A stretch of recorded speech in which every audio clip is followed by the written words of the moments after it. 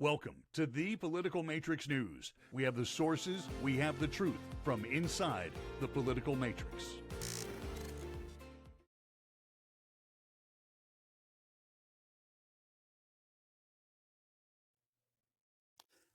Really hard to imagine that in less than 6 weeks, we're having an election in the United States for the presidency. We are sitting here at the Political Matrix News, scratching our heads, quite frankly, wondering what the hell's going on, what the hell's going to happen as well. We know who the parties are. There's no doubt about that. And we have remarked in earlier sessions tonight, you can tell it's an earlier session. Well, you can tell the date because we try to wear different shirts. I try to. Scott has a clean shirt every now and then. Greg has two. So this is the dark week as opposed to the one with the wife beater T-shirt. One of the Depends things on how you define clean. There are no. Okay, first of all, it's clean. There's no wife beater T-shirt. Yeah, there is. Okay. Yeah, there is. No, there isn't. Yes, there is. I've seen the pictures. Okay, That's why you don't have 100 pounds. 100 pounds ago. That's why you did either. Why you don't have. That's because that was the only thing that fit. But that's why you don't have a wife anymore. So, something, we elect a president of the United States, and a vice president of the United States. One thing we do not do is elect a president's wife to run the country. We do not. During the term of Woodrow Wilson, probably one of the most racist SOBs to ever sit in the Oval Office, and I can say that with experience, Woodrow Wilson had a stroke.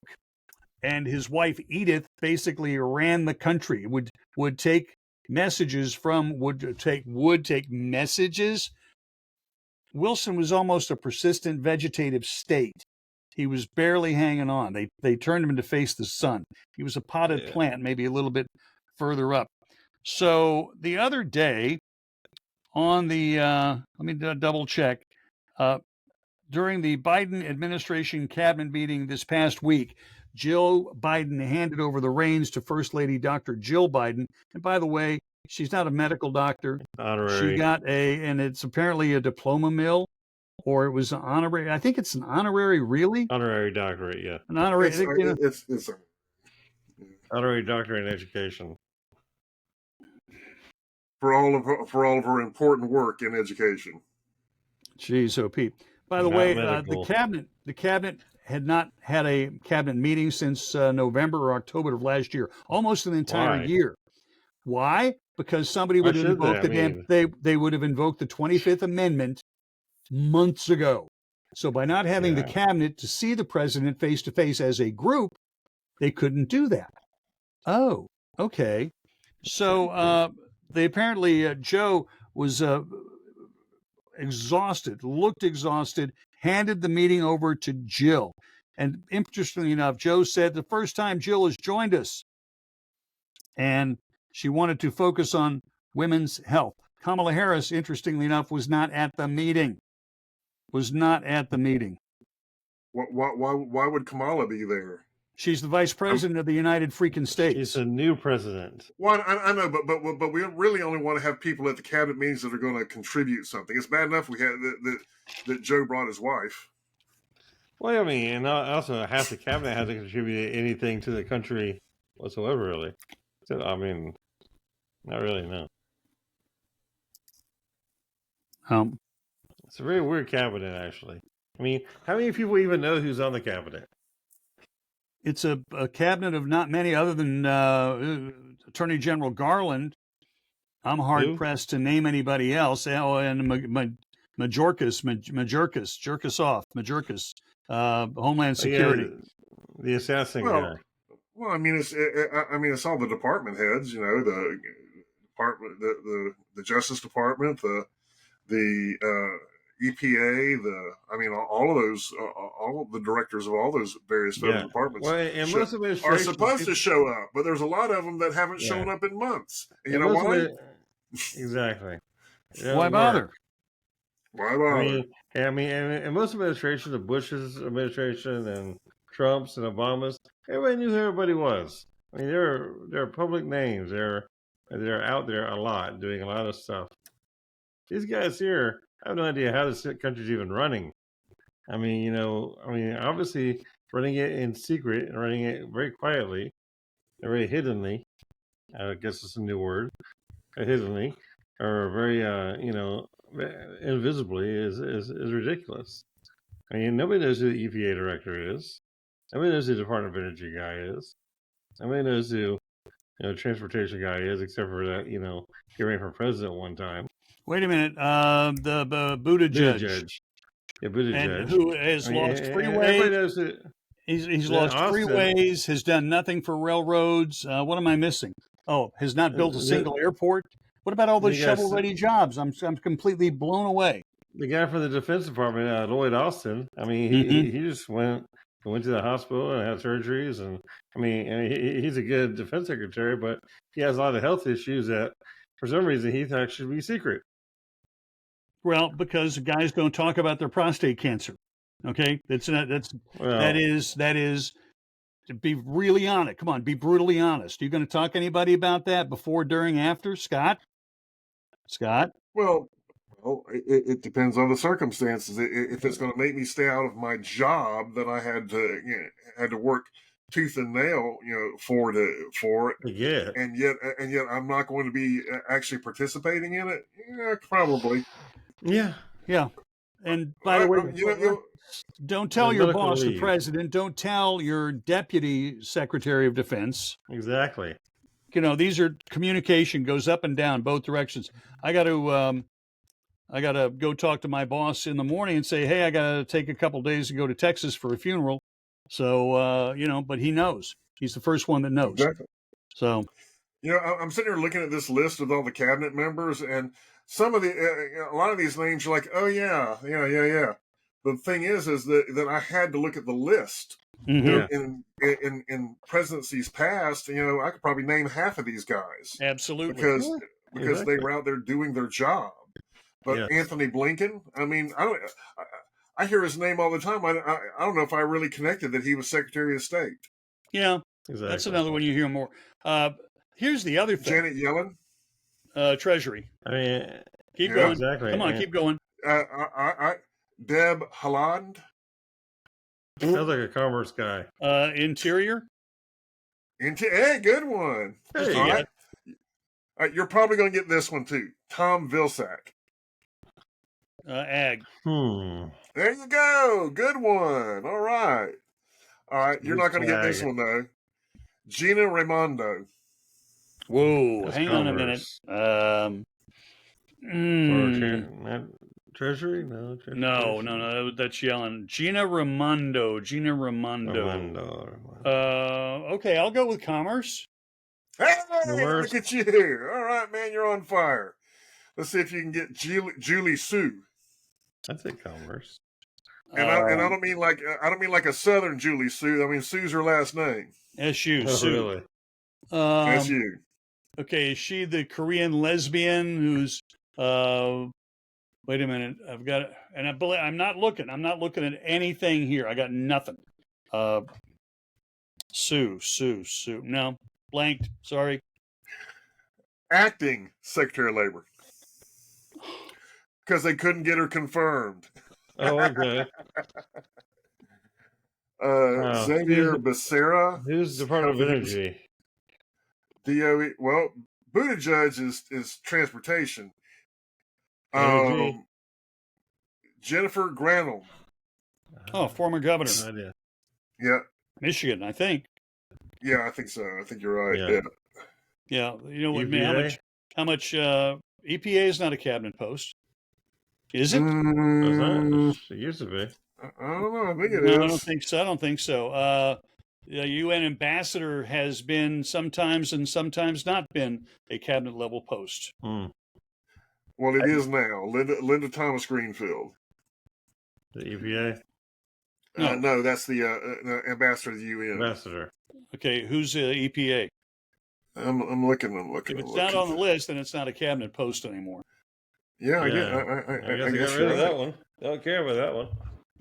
Well, good. I mean, since we're demoting it, let's just go ahead and get rid of it. Good idea. Department of Education, same thing. Oh yeah, Sec Ed. Who's that? Let's see. Commerce. Oh, I just saw it a second ago. Energy. Dr. Miguel Cardona. Wow. To name like Cardona, how can you do anything right?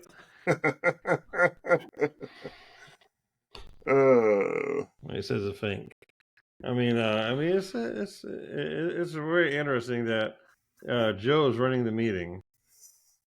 I'll tell you, and let me tell you, this just makes my political, it just raises some of the little political hairs on the back of my neck as a very odd thing. Rob, can you name the chief of staff? No, because this is the greatest collection of no-name operators. Chief of Staff, Communications Director, Jean-Claude Pierre, Whatherface, is just the press secretary. There's a Director of Communications above her. I'm blanked out on that. But all the presidential speechwriter, the Chief of Staff, Deputy Chief of Staff, National Security Advisor, this is like the president's in-house make things happen folks. They're the ones who sort it out. They rank in the real world, they rank above a cabinet secretary. They can pick up the phone and say, "Hi, I'm the assistant chief of staff, and the president would like you to do the following." And nobody knows who they are. Yeah, and who is chief of staff? Yeah, the fact that I don't know if I've ever heard this name, and maybe he's new, but as I sit here and think, I don't know if I can remember any of Biden's chiefs of staff, and it's likely, I think, because they're the ones actually running things. The political paranoia tells me that someone that if Jeff Zients, Zients, was anything other than the guy actually calling the shots, we'd know his name. It's weird that that's the case, but I think that that this is one of those guys that's got to run under the radar so that you don't really appreciate just how much he's doing. Right. I can see that. Yeah. We have no idea who's the National Security Advisor? Let's see. I just saw NSI a second ago. There's the DNI is Avril Haines. Well, that's Director of National Intelligence. Yeah. And I don't know where that admiral comes from because that is an unknown name to me. He could have been a Coast Guard admiral. I don't know. Yeah. By the way, there's controversy. Just to break off of that, there's controversy on creating a National Guard element for the Space Command. I know. I heard about that. And I'm like, they're probably going to end up doing what they call individual ready reserve. So if you're at Space Command, you get out and you augment to the National Guard. You may go here for drill, remember how to salute and bury and everything else. But then you basically would fly to one of the bases near you and take a shift, But that's just the way those things work. Okay, the National Security Advisor is again. I don't see him. I don't see.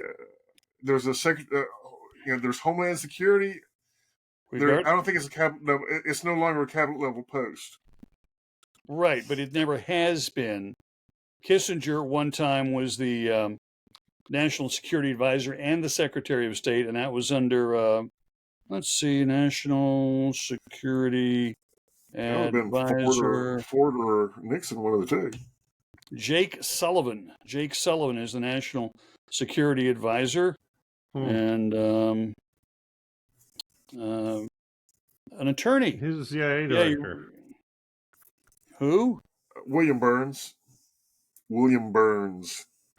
Oh, he was a policy guy under Obama, and he was the National Security Advisor to Joe Biden, Deputy Chief of Staff to Hillary Clinton, and when she was Secretary of State, and by the way, was the senior advisor to the U.S. government on the Iran nuclear negotiations. Well, that worked out really, really well. Really well. Problem is, Biden they never fire anybody. No. Never fire anybody. He doesn't. No, they fail upwards. Exactly. And it's so weird.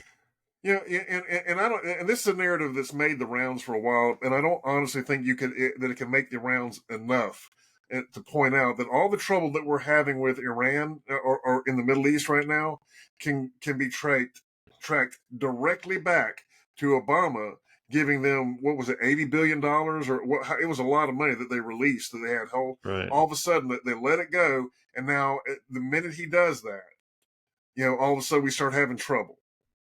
And then it settles down when Trump takes office. And then Biden takes office, does the exact same damn thing, and now we've got trouble in Egypt, in Israel. At least we got pagers going though. The pager thing, Israel. I'm going to talk about that for a second. The brilliant thing that they're doing with that, blowing up everybody's wee-wees. We all have a mutual friend who was with the CIA for some time, and we have another friend who has written multiple books about the CIA and SEAL team and that sort of thing. After it hit the fan last week, I texted both of them, said, so what do you think about that operation? And that was 2 days in a row. Day number 1, the pagers. Day number 2, the walkie-talkies. And the one response was nothing but a long line of exclamation points. I thought that was absolutely priceless. And it was. That goes, let me tell you, you know how good that is? That is right up there with the Trojan horse, the original Trojan horse. It's right up there with the British man who never was, the courier that was in a shot down plane whose body floated ashore, chained on his wrist. The invasion plans for Greece or the south of France or something. Yeah, something like that. Yeah, right. And I mean, and the Germans bought it hook, line, and sinker. And divisions of troops were moved to Greece to defend Greece, Yugoslavia, that away, to defend. And I mean, that really, really is. And the CIA, we picked a submarine that was 15,000 feet down, and we picked the submarine up. No, this, and I think it's funny as hell that Hamas, Hezbollah are saying this was an act of terrorism, and the deal is this: can't kill black. They're jealous. They're jealous that they didn't think about it. Even former Leon Panetta, former Secretary of Defense, I believe, and one time the head of the CIA, he says that it is terrorism. What? Wait, whose side are you on, Leon Panetta? But he makes the point. He's like, if they could get into the supply chain, then anybody could get into the supply chain, and anybody could be doing the booby trapping of this product or any other product. Don't forget, but you got to have the resources of a nation state to do that. Israel hired somebody who went and bought all these pagers, and they came back, did the work on them, and then transshipped them, I think, through Cyprus or Turkey to make sure they got where they needed to go in southern Lebanon. They actually set the store up that sold the pagers to. They did. Okay. Hezbollah, yeah. They're actually the ones who are providing the pagers to Hezbollah. They set up a store. I mean, this thing was so brilliantly planned. I mean, absolutely. It became the facilitator for the communications to these guys. Because Israel, of course, leaked that, we got everybody's cell number, we know where they are, because they had to get to the bad guys. Exactly. So all of these cell phones dropped off the network. All these pagers are back on, and they know who got them. Boom, boom, boom. They push the buttons, and I think they should have waited a little bit so that everybody could have grabbed it with their hand. Bzz, bzz, bzz. Okay, it takes me a minute. Let me go grab it with my hand. Pull it up and look at it, and it says Mazel Tov, and that's the last thing you see. Because it would pretty much take about this much of your head off, and I have absolutely no problem with that, none whatsoever. No. So on that happy thought, what? No, I just the people that are supporting the Palestinians and Hamas, I just can't. I can't believe that even the Palestinians. I mean, you want to try to limit it to Hamas. The Palestinians tolerate and support and promote Hamas. Yeah. Okay. At a minimum, since we're going to disqualify people for being racist and bigots and stuff like that, there are no more racist and genocidal people in the world than the Hamas. and the Palestinians for supporting them. And Exactly. I mean, it's just unconscionable. If you want to, cancel somebody, cancel someone who is actually a racist and actually genocidal. Just because they're losing doesn't make them less racist and genocidal. No. They just happen to be the racist, genocidal maniacs that are losing, and good for it. What really bothers me from all of this is what do they call them? The useful idiots, the stooges, the American students from coast to coast who are protesting pro-Palestine, anti-Israel, and are chanting from the river to the sea, which is what Hamas speak, Hezbollah speak for, eliminating Israel from the face of the earth. And they want to kill every Jew, and they want to eliminate every trace of Israel. And somebody better get it through their freaking thick head. The Hamas, and they're not joking. They're not joking. I had two friends that went over to Israel. They're both Jewish. They were both in the U.S. Army or the National Guard each. And in the 6-Day War in 1967, one of them flew over. And then in the Yom Kippur War of 1973, both of them flew over and reported in. And they gave them a rifle and said, "You stand guard right there." And by the way, nobody stole whatever light post they were standing under the whole time. And they never fired a shot. They were there for a month. And then they said, "Okay, all you Americans can go back home now." Plane load after plane load after plane load. And because there were hundreds of Americans who did that. And it was really something to hear the story. By the way, we would appreciate a subscription on your part. Click that button right there. A like and a share are also helpful. In fact, we want to keep this going. That's your part of it. Thank you for joining us, for taking time to watch us. We try to put this together on a pretty regular basis. I can't believe it's only 6 weeks to the election. On behalf of Greg Fink in Gainesville and Scott Miller, he would be in Pensacola, and there's going to be a hurricane Thursday night. Somewhere between those 2 points. So we will see, and we'll let you know. We'll just split the difference. Fair enough. I'm Rob Milford in Orlando, and good night for all of us from the Political Matrix News.